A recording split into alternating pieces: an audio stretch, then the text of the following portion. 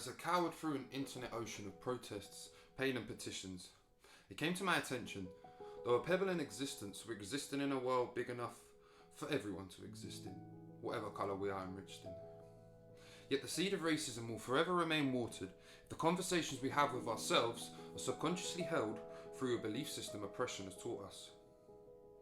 And there's a common theme within bigotry that repeats itself historically.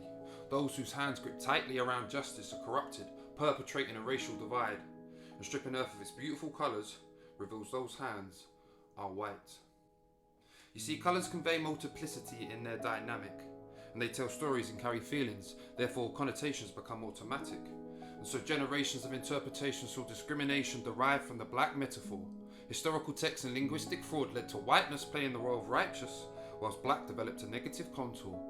Predicated on a racial framework assembled from the mirages of a fantasy narrative that white is all right and black should be dehumanized in comparison. And any sign of prosperity that didn't somehow directly benefit the system in place was instantly redesigned with an agenda to diminish a race. And despite all the progress mankind has made, from the spectacular to the mundane, racism continues to find a platform to operate, reshaped and redesigned in a modern way. So the mouthpiece for justice has little room to breathe in the mainstream. I mean, it's not until blood is spilt or a neck has been knelt that racism seems to penetrate reality. It's institutional, interpersonal and structurally induced, subtly embedded in the daily news, another outlet controlled by fascism too, running stories only comfortable for a supremacist shoe. So the noise of inequality shimmers in and out of headlines like a rabbit in headlights. The rally cries for respect saturate timelines and feeds of the internet. Hashtags immerse the digital atmosphere, and just as quickly as they trend, they disappear, leaving me to question whether people genuinely care. Because it's one thing to be happy in your skin, but are you safe in it?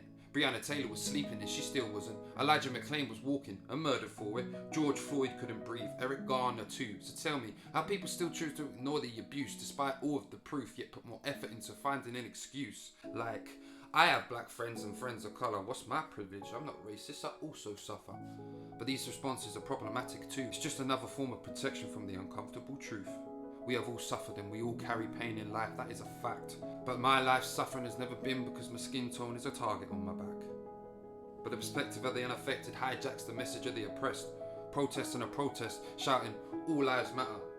And that's obviously the case, but that's not the point that's trying to be made. I mean, if that were the way, it wouldn't be a Black Lives Matter movement in the first place.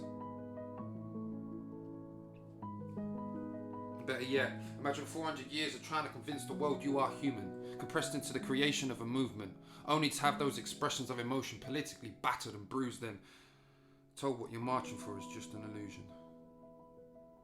But I have faith in humanity, a faith in a change, a worldwide shift from a place of unconscious strains, a place where all of this originates.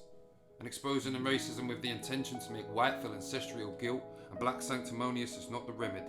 The only winner in that approach is the ego, not humanity, the same state of mind that created this bigotry.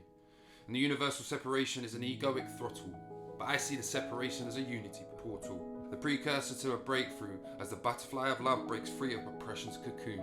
So we start where we stand, police our state of minds and humanize the badge, open up the space to understand. The black is the beginning of the bloodline that runs through humanity, and despite what we've been told, has a history that begins way before the chapter of slavery. And to acknowledge this does not mean superiority, highlighting the fact it's not revenge that's wanted, but equality. So I ask you to go beyond your human identity, for there you shall find life's true meaning. Underlying all of that which we conceptualize through the mind, we are one in the same. And I think that's the game of life. To realize that separation is just kryptonite. For without you, there can be no me. No matter if you're black or you're white.